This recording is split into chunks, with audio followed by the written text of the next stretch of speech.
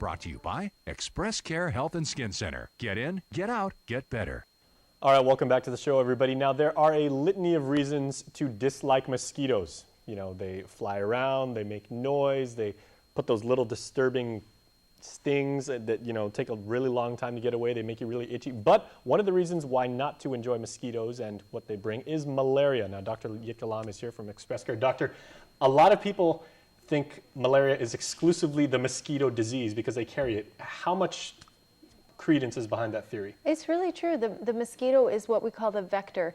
The mosquito carries a parasite, and that parasite reproduces within the mosquito and also in the human body, and then it's carried from the mosquito to the human and from human back to mosquito because the mosquito bites. So there's a life cycle where the parasite spends a little time in the mosquito, then gets injected into the human being, then travels around into the red blood cells, and also spends some time in your liver reproducing, releasing a lot more of its offspring. And then the next time you get a mosquito bite, that next mosquito sucks up some of that parasite and transfers it to the next human victim. So the mosquito is the carrier, but the malaria is actually caused by a parasite. Now, about a decade ago, you know, we got reports from the CDC and from the local Department of Public Health where they said maybe people coming from some of the other regions in the territory, or I'm sorry, the territories in the region, were bringing over malaria because, you know, they may have contracted over there, they got bit by a mosquito. Yeah. How widespread is a problem historically with malaria on Guam?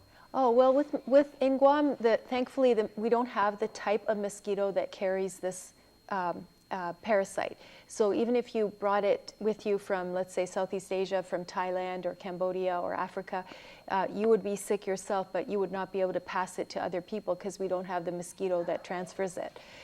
So it's a certain type of mosquito? It's a certain type of mosquito. Did and not in know fact, that. it's very interesting because it's only the female mosquito, because the male drinks nectar from flowers and plants, but the female drinks blood. So that's what the difference there. But on Guam, we don't have that brand of mosquito, that species. So you cannot transfer it one person to another on Guam. And you're smirking slightly knowing that women have all the power, right? No, but these mosquitoes drink blood, that's it. Okay, well, Yeah. well, you know, it certainly is no laughing matter. Let's talk about some of the symptoms and, you know, possibly, I mean, malaria in some cases can be fatal.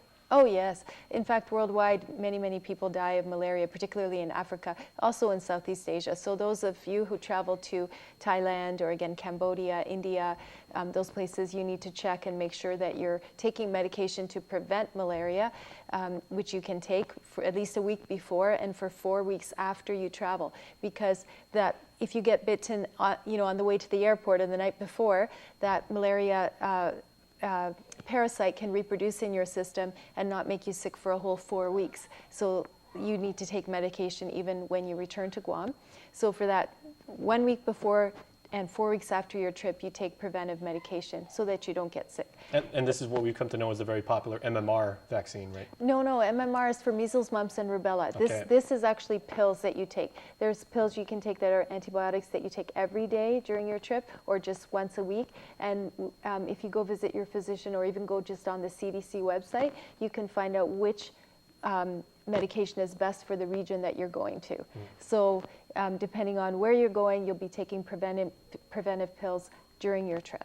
I obviously need to update my shot record. I've got my acronyms wrong. That's okay. So basically, what should people know how to steer clear of it? Because it's really hard on Guam to, you know, steer clear of mosquitoes. So I mean, you know, you can buy, you know, the different anti-insect sprays, or, you know, you can buy those coils that are very popular at fiestas and barbecues and everything, but how do we steer clear of malaria?